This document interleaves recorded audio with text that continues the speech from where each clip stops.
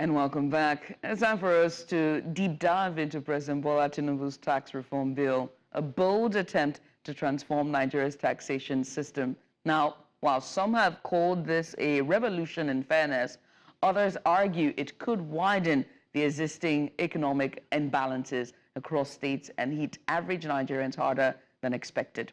From sweeping changes in the VAT revenue sharing formula to tax exemptions for small businesses and individuals earning below 800,000 naira annually. This reform has sparked fiery debates, and for good reason. It has the power to reshape how Nigeria's economy works for years to come.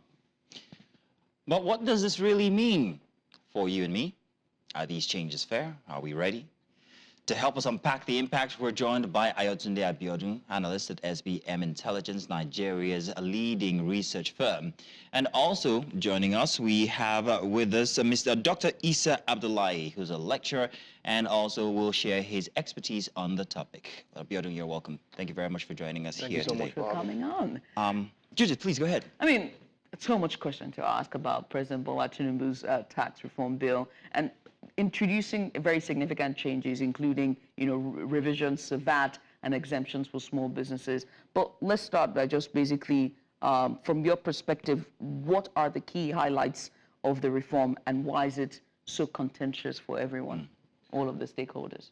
All right, so there are a number of key introductions in the bills. The end goal is to improve Nigeria's taxation system. So first, we've seen changes to the income tax laws to be able to facilitate more remote work for Nigerians. So you want to be able to align with global trends and make it easier for Nigerians to work in Nigeria and earn from anywhere in the world. We've also seen the introduction of zero-rated VAT charges on essential goods like food, electricity, and rent. And also, they placed zero-rated VAT on intellectual property services in a bid to improve our export numbers. We also see a number of tax exemptions. So first, for small businesses that earn below 50 million naira annually, they're exempted from paying taxes like withholding taxes, VAT, and company income tax. This is in a bid to give businesses a breathing space to just function well and try to stimulate local economy. Also, there are exemptions to individuals. So if you earn 800,000 naira or less annually, you're exempted from paying personal income tax. Also, you see that there's an introduction of a new fixed VAT policy, which is to provide guidelines for the Nigeria's taxation system, and also to establish guidelines for responsible government borrowing and also government spending. So there are a number of key reforms that have been introduced, but the most crucial, the most contentious has been the VAT. So it's important to put context. In terms of revenue sources for the Nigerian government over the years, the VAT pool has been the most surging. So let's give some numbers. In the first 9 months of 2024, the VAT pool has contributed about 4.7 trillion naira. That is double of what was collected all through last year, 2.4 trillion naira. So there's a large pool of money, and then we have northern states speak out that a change to this current model might disadvantage them, and so that's why we're seeing all of this contention. Interesting times. All right. Let's move now to Dr. Isa Abdullahi, if you are on there. Dr. Isa, it's good to have you join us. Thank you so much for coming on. Now, Dr. Isa, would like to know exactly why would like to know exactly why the contention, especially from northern critics regarding the VAT, 60% for southern states, and the northern states think that this will, favor mostly the southern states. Would you please deconstruct for us why this is so? Well, thank you very much. Nice being with you this morning. I think one of the major issues, the tax reform, usually any country around the world has to restructure, considering a lot of issues that may come up, maybe inflation, value of naira, the need to get a larger tax net for citizens of the country so that the government can get a lot of revenue to finance its activities, most especially with the country today is in a very, very serious financial, tide. So the government will definitely look for one way or the other to restructure so that we can get enough money from tax system. Because Nigeria today has a tax to GDP ratio of about 16%, which is grossly too low. A lot of African countries do have about 30% of tax to GDP ratio. So I think if the government restructures the tax system is good, but then the seriously contentious issue is the issue of reallocation of the percentage of the value-added tax to northern states, southern states, or states across board. Initially, the tax system, the sharing formula of the value-added tax is about 55 to state governments in that proportion, and then about 16% to the federal government, 26% to local governments. But now the present formula is going to take it this way: 60% gradation formula, 20% population, and then remaining 30% goes to equality or equitable distribution.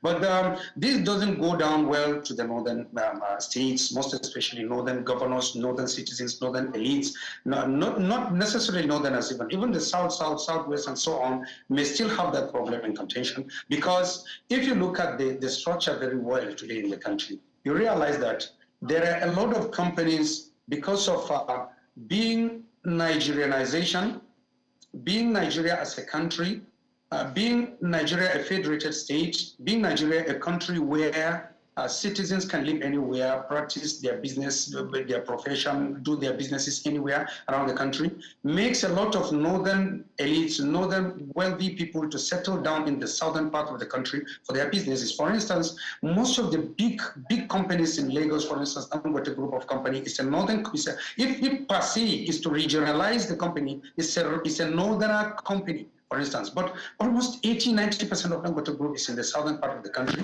For instance, it generates hundreds of billions of taxation to the federal government of Nigeria. The value-added tax is a kind of a taxation where we have, if you divide taxation tax system into two, you say direct and indirect taxation. If you have direct taxation, is where you charge a person directly.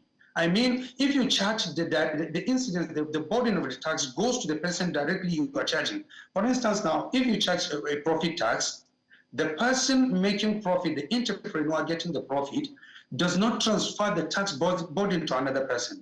But if you charge a commodity tax, like the value-added tax on any commodity that is regarded not a necessity but a luxurious commodity, like electricity, like telecommunication services, they are regarded luxurious. Any services in the hotel, any services in the restaurant, commercial restaurant, they are all regarded as luxurious because they are not necessities. You can still eat food through the mama food, but if you go to a big restaurant, a big,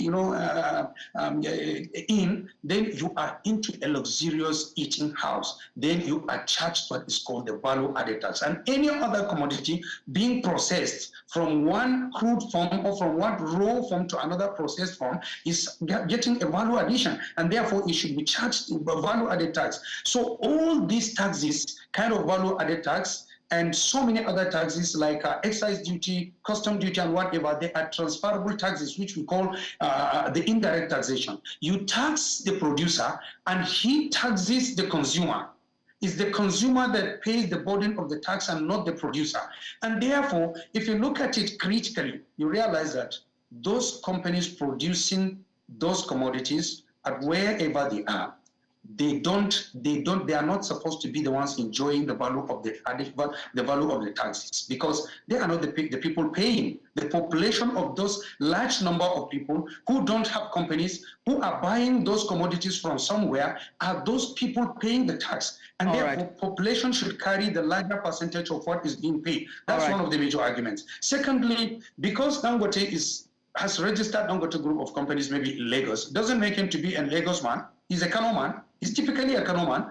But then Nigeria is one. There are benefits for you to stay anywhere around the country. Lagos, where the company resided in, there is pay as you earn payee is being paid to Lagos state government. All the employees in Dangote group of company, they do pay to the residential state. That is the state of Lagos gets the pay as you earn tax in Dangote group of company.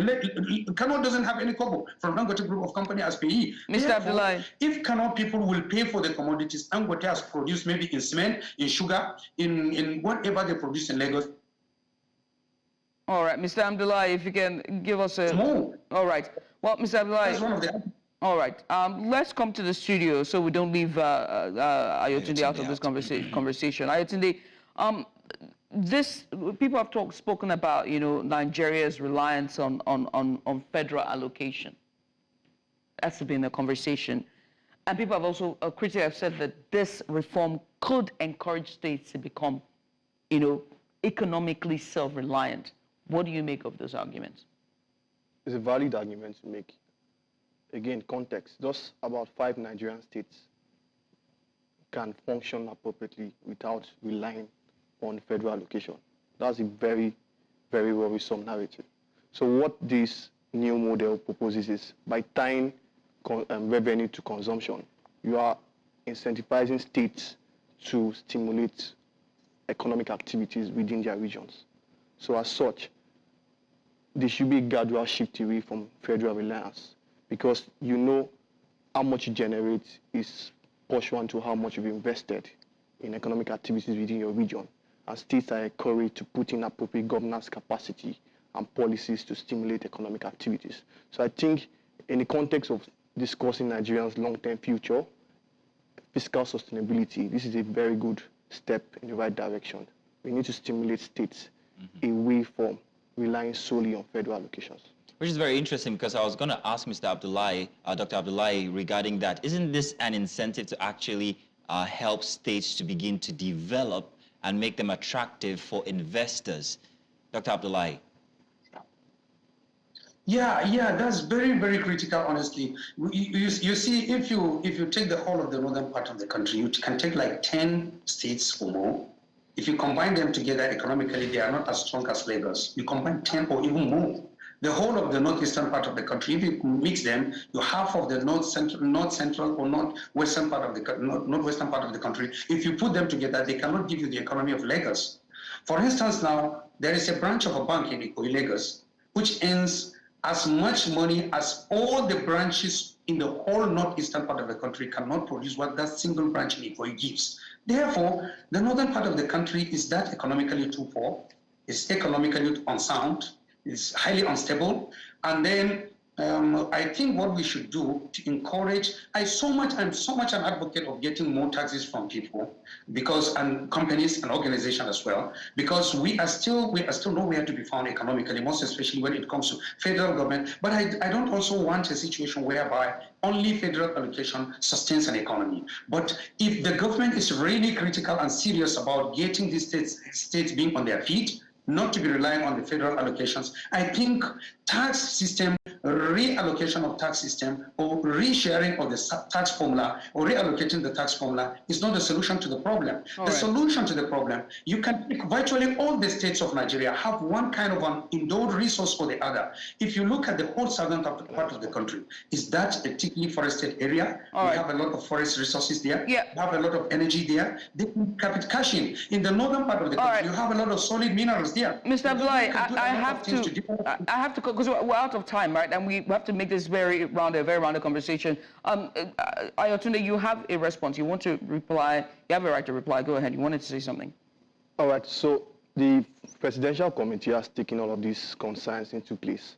And that's why there's a shift in allocation formula. So what currently plays out is 15% goes to the federal government, 50% goes to the state government, and 35% goes to the local government, in a bid to stimulate more economic activities in states that's really reliant on federal allocations. The proposal now is to reduce the federal government stakes from 15% to 10%. This additional 5% to that of the state is to provide buffers for states that are going to transition. So in the immediate term, buffers have been made available for this kind of states to transition. And on your argument of northern states are largely poor, combining their economic activities not up to that of Lagos, we understand that they make up 70% of agricultural production in the country. And again, agricultural products have been zero rated. But there's also an incentive there for northern states to carry out policy moves. So because you're not going to charge VAT on agricultural produce, there's an incentive for northern states to develop agro-processing industries, to add more value to agricultural products. So you're making more marketable product from the agricultural produce being produced in that region. Also, it's an incentive for the states to prioritize policies that will attract private sector investment into the agricultural space. And also, the northern states can look to other, so the solid minerals, for instance, there's tourism. So all in all, these are incentives for northern states to come on board and stimulate more local economy. I'm very thankful you've been able to lay the groundwork for this conversation, because then it now goes back to you, Mr. Abdullahi, and I have to ask you, with all of these incentives and all these policies that will attract, that is to aim to attract investors into the northern states, are the states ready for that shift? Well, states could be very ready for that, but let me emphasize here. There are a lot of policies in Nigeria right way back. They are being put on papers, and then you begin to argue with them on paper. Sometimes conferences, national conferences, and so on. But when it comes to the implementation, if you want now, the northern states should renegade its percentage of value-added tax as large population who pays the tax. Then put in these mechanisms on ground. Let's see the development in the agricultural sector first. Let's see the agricultural sector of Nigeria, which suppose right now we import more than half of the food we consume in Nigeria. But if you can support the agriculture so that it meets international standards, we process it, we add value on it, and therefore northern people, northern states can get value out of the agricultural products they produce for export, for Nigerian consumption, and then for distribution to other parts of the country, and they get the benefits out of it. You can restructure the taxes. They can get it also out of the value added on the taxes. But how can you remove the little they get when they are getting just a peanut out of the total revenue and total allocations of the country? And if you give them nothing now, they will go back to zero. States governors in northern Nigeria may not be able to pay taxes, salaries. Right. Abdullahi, this is Abdullahi, just a second. All the agriculture. Right. You want to round up that statement very quickly, because I want to bring Ayotunde into this. So just round off your comments, your final remark, because I want to bring Ayotunde into this.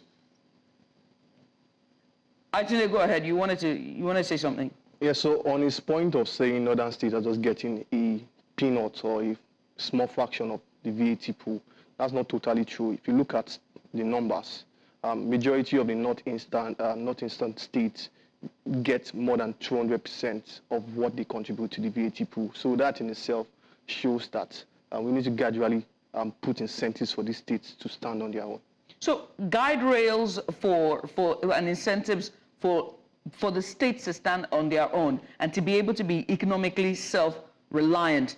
So whose problem should this be? Should it be the federal government who will continue to play godfather and, foster father and support system and support stimulus? Or should it now be the state governors who will now start to put in the right figures to steer their states into prosperity? Oh, I'm the one to answer? Yes, Abdullahi, you have the floor. Yeah, I think let me get this thing clear to you. First, we are talking about the value-added tax. The value-added tax is a consumer tax. I want you to understand this and get it clear. It's the consumer who pays that tax. Therefore, the larger the consumer, the larger the tax allocation should be there. I want us to understand that so that we don't mix up issues. And secondly, your question of whose task is to develop the state is the combination of the federal and the state government, because the state governments do not operate in isolation of the federal government. There are a lot of laws, for instance, now concerning mining, solid minerals, which is completely in the exclusive list of the federal government. If you can make that list now to be in the concurrent list so that the state governments can make a lot of contributions in the development of the solid minerals, refining of petroleum products, if you can make laws in Nigeria that will make sure that exports now do not have anything or any connection with the federal government, then state governments, you force them, you make sure that you give them targets, you give them directives on how to develop these states. Don't just give them money to squander. You give them directives. You want them to do this, you want them to do that, and therefore they will implement it. But that's all in the tax reform bills. But that's all in the tax reform bills. Everything you just said. Give them guide rails, don't just give them money, don't just give them more money, but also give them guide rails to be able to check and balance them. Yeah, that's all in the tax reform. But then let it work first. We don't run faster than the shadow, please. Let those policies begin to work, then you can restructure so that everybody could be on the same feet. You can't tell me this person earns multiple of what you earn and you don't have anything. And at the end of the day, you remove the little one that little is having and give it more to the person who is having more, without making the weaker person to be on his own feet. So let's make all these weaker states in the federal in the northern part of the country to function well. It's a function of combination of so many things that will make the states to be on their feet. You give them allocations, you monitor it, and then you give them sound policies and assistance, and then agricultural sector will pick up. There are states, there are countries don't even have oil, and therefore they work well with the agricultural economy, and the economy in agriculture supports them in whatever they do. So this is what we want to see in the northern part of the country, as well as the solid mineral. Even the oil sector in Nigeria, it was the federal government that developed the oil sector. It was not the southern states that developed the oil sector. It was the federal government who set up refineries, who did the exploration, who did the everything, and gave them everything. Monies from across the country, both northern part of the country, southern part of the country, were contributed to the development of oil sector because it's that of the federal government. So if the federal government wants the northern part of the country to stand on its feet in agriculture, it has to come in with a lot of investment, with a lot of technical know-how, with a lot of assistance in industrial mechanized kind of agriculture. So that's very important and very necessary. Dr. Abdullahi, thank you very much for those inputs. Yeah. However, I want to ask, especially Ayotunde here in the studio with us, regarding samples of states, or rather instances where these kinds of formats have been used, do we have any samples? Or whether here in Nigeria or outside Nigeria, how it works in other countries regarding these tax reforms that we're about to adopt? Do we have any, Ayotunde? And how well it's doing, if we do? All right, so the US comes to head as an example, where we have the federating units basically in charge of collection, but it's not totally the same system. What we're trying to do here is to tie more. How does it work in the US exactly? So in the US, the federating units are in charge of their sales tax, but it does remit a portion to the federal government. The federal coffers. But what we're having here is the federal government is still in charge of administration, but in terms of distribution, they want to distribute more to the states in terms of where consumption takes place. And let me say this, right, that, and hopefully Abdullah is listening, because the North has when it comes to the elite, the political elite, it is, let's look at the inception of the nation from 1960 all the way down to this present day. The larger population of the political elite are not Northerners, and they're from the North. Even our founding fathers are mostly from the North as well. And so all of the developments, whether it's refinery, the NNPC is also situated in the North as well. The North is agriculturally rich, mineral resources is heavily rich. Also, the population as well in the North is huge. So there were industries as well, with the textile industries and all of that still there. So it's quite interesting where we still say that we still need guide rails to make it work. Whose problem is that? This is a rhetorical question for us to just really sink our teeth into. I'm not really looking for an answer, because the North itself, if we're going to sit down and have a conversation about the North, I think that it's very indicting on the political elite, whether it's the Arewa Consultative Forum or the Northern Elders Forum. It's just very interesting. But I have to ask you, Ayotunde, why is there so much contention with this bill? What exactly is the root cause of this contention? Again, the conversation does borders on VAT distribution. So just to address some of the concerns Dr. Abdullahi made. So the current model wants to take away that headquarter effect, which he claims he keeps making reference to, or the big companies are situated in southern Nigeria, Lagos, Rivers. But the new model wants to take out that and make sure that you distribute based on where consumption really takes place. So just to put context, MTN, almost everybody all over the federation uses their services, and consumption takes place everywhere in the country. But when MTN is to file VAT returns, they will file in Lagos because their headquarters is there.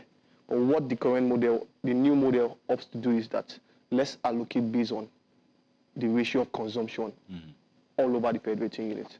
And I think that's the way to go. Okay. That's the way to go. I mean, gentlemen, thank you so much for this conversation. It's been very insightful. Hopefully, I mean, the truth of the matter is when you're introducing bills, arguments like this are necessary, and debates like this are necessary to fine-tune the bill for the benefit of all Nigerians, every facet, all the geopolitical zones, for it to benefit every single one of them. And this conversations need to be had. So I want to say thank you to you, Dr. Isa Abdullahi, as well as you as well, Ayotunde Abiodun, for just taking the time to have a conversation. Thank you very much. Many thanks.